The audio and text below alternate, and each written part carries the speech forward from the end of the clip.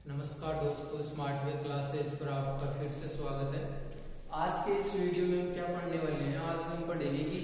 कोई भी दो समांतर धारावाही चालक तार हैं, उनके बीच में जो फोर्स है वो कितना लगता है वो पढ़ने वाले हैं। तो फोर्स पर unit length of two parallel current carrying wire, कोई भी करंट कैरिंग वायर है, एक दूसरे के पैरेलल समांतर है, उसके अंदर करंट फ्लो हो रहा है, तो उनके बीच में जो फोर्स है ना वो कितना लगता है वो देखेंगे। वो फोर्स एक दूसरे को रिपेल कर रहा है, अट्रैक्ट कर रहा है, वो देखने वाली है। तो क्या है, जैसे सबसे पहले मैंने क्या किया कि कोई भी दो वायर ले लिया मैंने, एक वायर तो ये लिया, एक वायर ले लिया, कोई भी दो वायर लिए, इसको मैंने बोल दिया वायर फर्स्ट और ये है वायर सेकंड। अब इसके अंदर विद्युत धारा करंट प्रवाहित हो रहा है, कितना I1, इसके अंदर कितना करंट प्रवाहित हो रहा है I2। दो करंट कैरिंग वायर है, इसके अंदर करंट I1, इसके अंदर करंट I2। अब क्या होगा, अब इनके बीच की जो डिस्टेंस है, दूरी, वो भी मान लेते हैं कितनी है D, बीच की डिस्टेंस कितनी है D। अब क्या होता है कि किसी भी वायर के अंदर या किसी भी चालक तार के अंदर विद्युत धारा प्रवाहित करते हैं तो उसके चारों ओर मैग्नेटिक फील्ड है वो जनरेट होता है। जैसे कोई भी वायर है, ये वायर है, इसके अंदर विद्युत धारा प्रवाहित हो रही है तो मैग्नेटिक फील्ड उत्पन्न होगा। अब किसी भी वायर को हम एक्सटर्नल मैग्नेटिक फील्ड के अंदर रखें, यानी किसी भी चालक तार है जिसके अंदर करंट फ्लो हो रहा है, उसको एक्सटर्नल मैग्नेटिक फील्ड में रखें तो उस पर क्या लगता है, बल, वो उस पर एक मैग्नेटिक फोर्स लगता है। तो यहाँ पर क्या होगा, जैसे मैंने मान लिया कि भाई इसके अंदर I1 करंट फ्लो हो रहा है तो इसके कारण इसके चारों ओर मैग्नेटिक फील्ड उत्पन्न होगा। अब मैग्नेटिक फील्ड उत्पन्न होगा, इसमें भी करंट I2 फ्लो हो रहा है, तो इसके मैग्नेटिक फील्ड में जब इस दूसरे वायर को रखेंगे तो इस पर एक बल लगेगा, मैग्नेटिक फोर्स लगेगा। वैसे ही यदि इसके अंदर करंट I2 प्रवाहित हो रहा है तो इसके चारों तरफ एक मैग्नेटिक फील्ड उत्पन्न होगा और उस मैग्नेटिक फील्ड वो यहाँ पर भी होगा, उसके कारण क्या होगा, इस पर भी एक मैग्नेटिक फोर्स लगेगा। तो पहला हम ये देखते हैं कि इसके अंदर I1 करंट फ्लो हो रहा है तो इस पर फोर्स कितना लगेगा, उसको मैं बोल रहा हूँ F1। इससे पहले एक चीज ये कि किसी भी धारावाही चालक है उसको एक्सटर्नल मैग्नेटिक फील्ड में रखने पर उस पर जो मैग्नेटिक फोर्स है वो कितना लगता है, वो इस जो पहले वाला लेक्चर था ना उसमें बताया हुआ है और उसका फॉर्मूला है, वो देख लो कितना होता है, F = I dl cross B। F = I dl cross B। किसी भी वायर कंडक्टर के अंदर यदि करंट I फ्लो हो रहा है तो I dl, current I flow हो रहा है तो उस पर जो फोर्स लगता है वो ये है। अब ये फर्स्ट वायर है, फर्स्ट वायर पर सेकंड के कारण जो फोर्स है ना वो कितना लगेगा वो देखें। वायर फर्स्ट पर वायर सेकंड के कारण फोर्स, तो फोर्स क्या होता है, फोर्स होता है I dl क्रॉस B। अब इसके लिए मैंने कोई एक dl लिया, इसका 5 को छोटा एक पर यूनिट लेंथ में निकालना है, कहीं पर भी ले सकते हैं dl, ठीक है। तो वो कितना हो जाएगा I। सबसे पहले इसके अंदर करंट कितना प्रवाहित हो रहा है I1, उसके बाद में इसकी लेंथ dl ले लिया मैंने क्रॉस B। अब ये जो वायर है ये इसके मैग्नेटिक फील्ड के अंदर रखा हुआ है तो इसके कारण यहाँ पर जो मैग्नेटिक फील्ड होगा ना वो लेंगे यहाँ पर, वो कितना मान लिया मैंने B2, ठीक है। अब सबसे पहले ये देखो, ये जो B2 है इसकी डायरेक्शन किधर है, यहाँ पर, इसमें करंट ऊपर की तरफ फ्लो हो रहा है तो इस वायर को हम ऐसे पकड़ेंगे, अंगूठा है वो करंट की डायरेक्शन में होगा, अंगुलियों है ना उनको घुमाएंगे, अंगुलियों को, तो अंगुलियां इस तरह से घूम रही हैं तो इस पॉइंट पर है ना बाहर की तरफ आ रहा है। अगर मैंने इसको ऐसे पकड़ लिया तो इस पॉइंट पर बाहर की तरफ, तो इसको मैंने डॉट से बता दिया। इसके कारण जो मैग्नेटिक फील्ड है इस वायर पर उसकी डायरेक्शन है वो बाहर की तरफ है, ठीक है, डायरेक्शन बाहर की तरफ। dl एडवांस ये dl है और इसके परपेंडिकुलर B है बाहर की ओर, दोनों के बीच में एंगल कितना हुआ π/2, तो यहाँ पर ये कितना हो जाएगा F1 2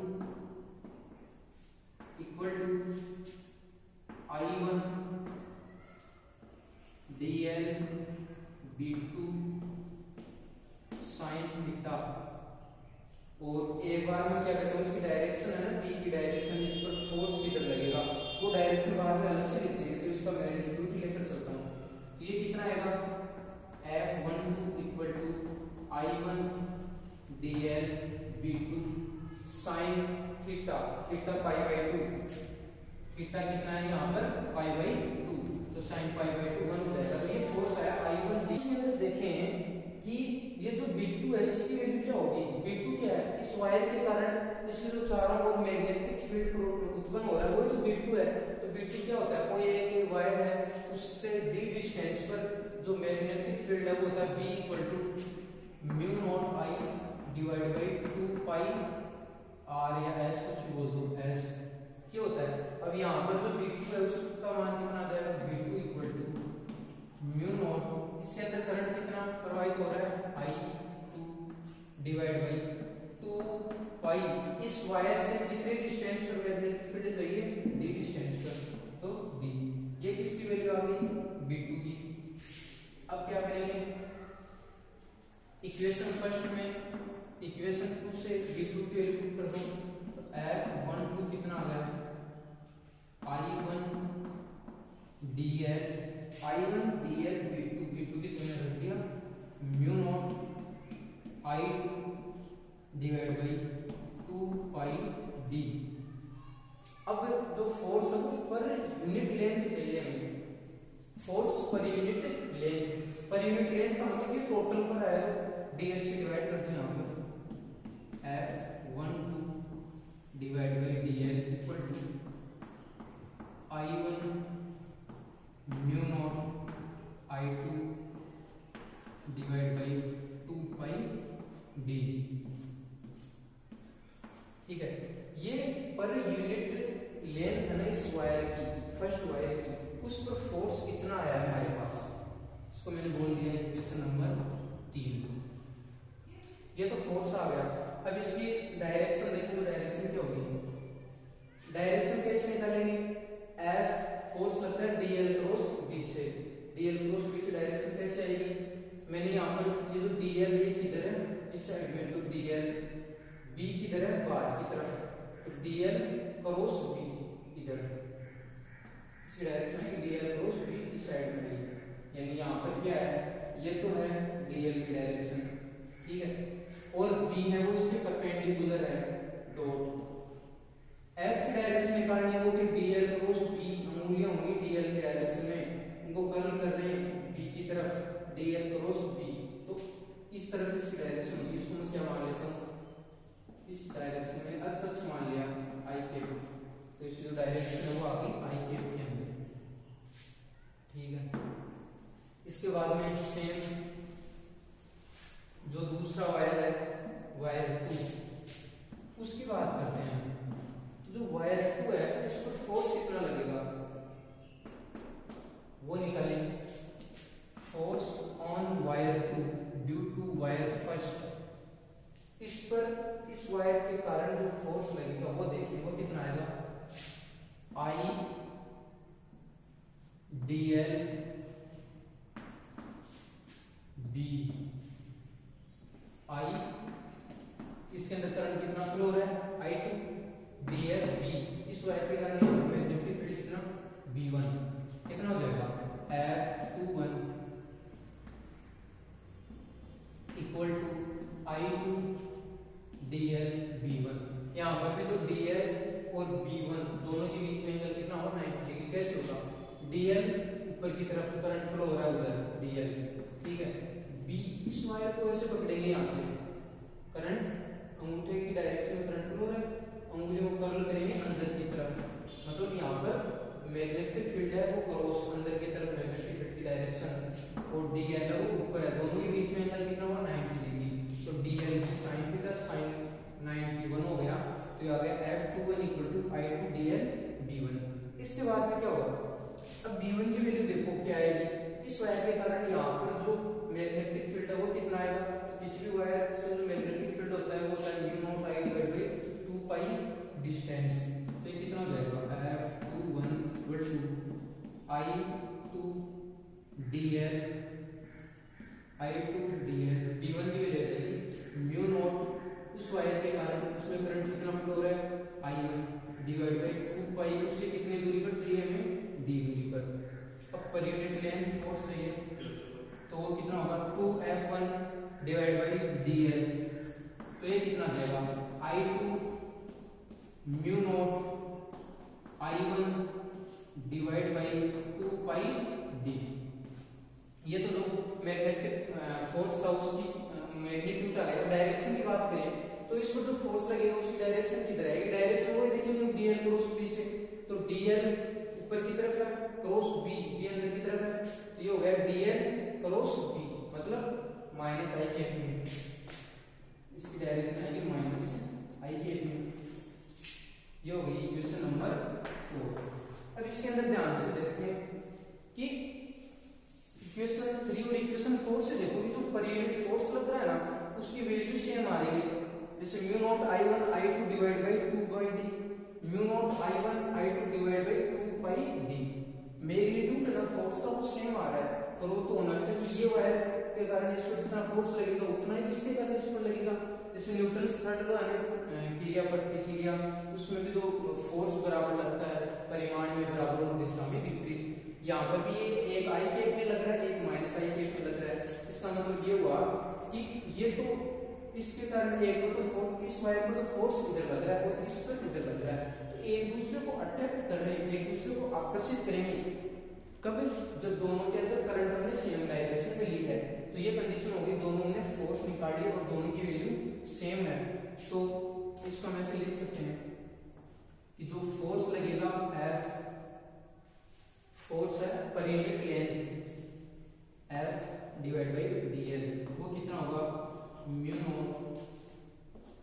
I1 I2 divide by 2 pi d, 2 pi d। ये फोर्स हो गया। अब इसमें एक लाइन हम क्या लिख सकते हैं, एक लाइन में लिख सकते हैं कि जो करंट है, करंट की डायरेक्शन यानी धारा, करंट की जो डायरेक्शन है, करंट की दिशा एक समान है, एक समान हो, तो क्या करेंगे, एक दूसरे को आकर्षित करेंगे, अट्रैक्ट करेंगे, आकर्षित करेंगे। अगर दोनों में धारा एक ही दिशा में प्रवाहित हो रही है, एक समान दिशा में, तो क्या होगा, एक दूसरे को अट्रैक्ट करेंगे, एक दूसरे को आकर्षित करेंगे। अब इसके अंदर दूसरा हम ये लें कि अगर ये जो करंट है इसकी डायरेक्शन अपोजिट कर दें, एक वायर में इस तरफ है, एक में इस तरफ, तो क्या होगा,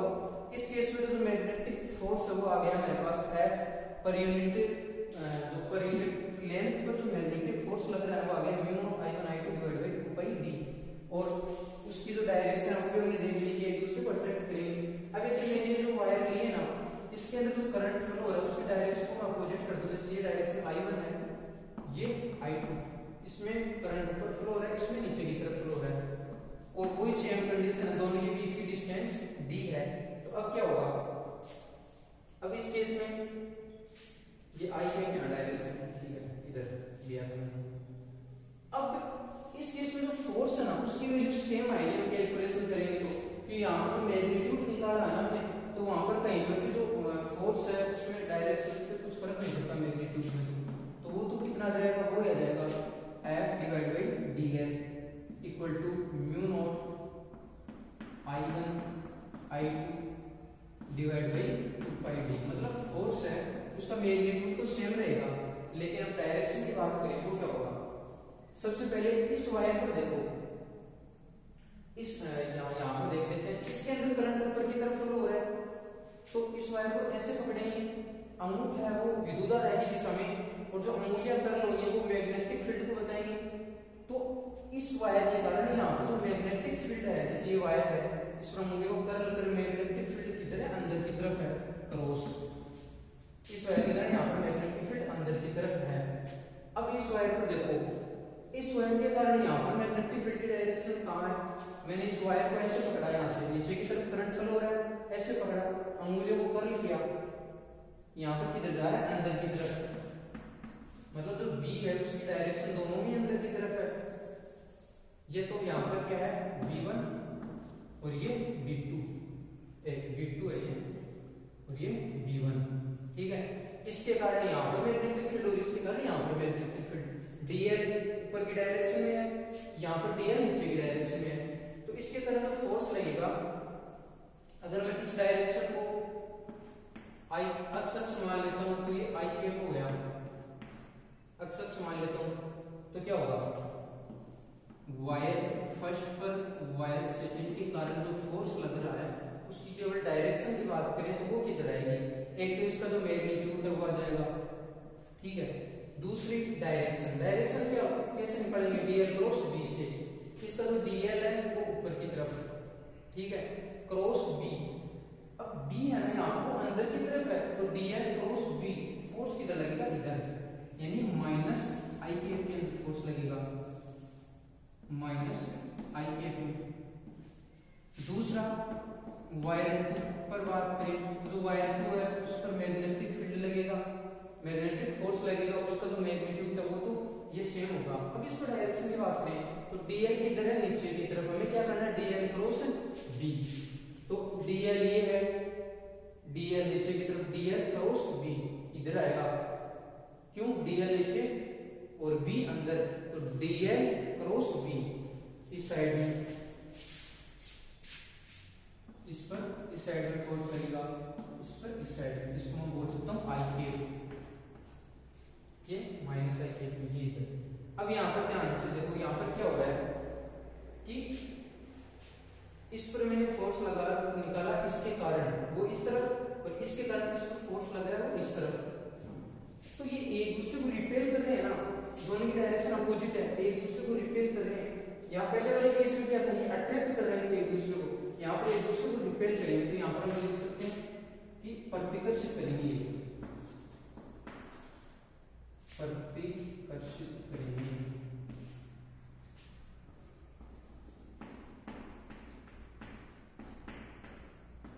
और यहाँ पर फर्स्ट वाले केस में क्या था, ये है सेकंड केस, और ये फर्स्ट केस के लिए था। यहाँ पर क्या करेंगे, आकर्षित, अट्रैक्ट। तो ये हुआ इसके अंदर कि जब सेम डायरेक्शन में विद्युत धारा प्रवाहित हो रही है तो एक दूसरे को आकर्षित करेंगे, अपोजिट साइड में धारा प्रवाहित हो रही है एक दूसरे को प्रतिकर्षित करेंगे। अब यहाँ